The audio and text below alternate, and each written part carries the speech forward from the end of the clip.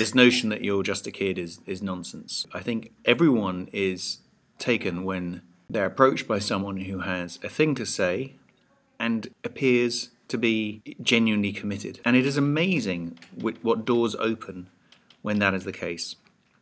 Now, it's true, you need a degree of confidence to kind of open and start the conversation. I'm often asked, where do you get your confidence from? And the truth is, I'm not a particularly confident person.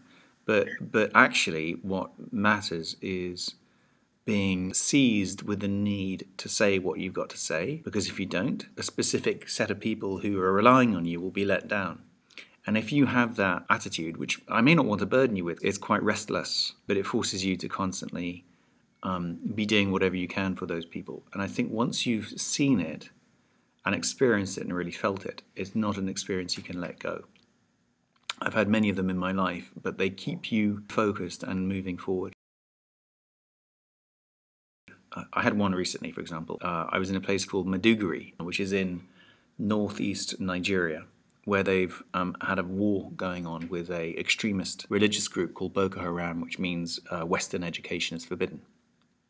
And they've been taking girls out of school and attacking villages and killing people and throwing them down the wells to destroy the village's source of water and so on, and shooting the cattle. Pretty awful stuff. And I was visiting the region in the aftermath of the Nigerian military pushing back the Boko Haram extremists. And I met a woman called Amina. She was 20 years old. She had lost her husband to this extremist group. She had 6 kids. She was 20 years old. And turns out there's lots of women like Amina in lots of these parts of the world who are young, often child marriage, and they're having a lot of kids under very stressed circumstances. I think about her almost every day, and her kids, and her cohort. The community of Minas around the world, of whom there are hundreds of millions. And the future of your century, you were born at the beginning of it, depends on, the 17, 18 and 19-year-old Aminas, as well as on you and your classmates. And how you build a community with them, I think, will dictate whether this century turns out well or not. Also, I want you to feel that it's not a burden, it's an exciting opportunity.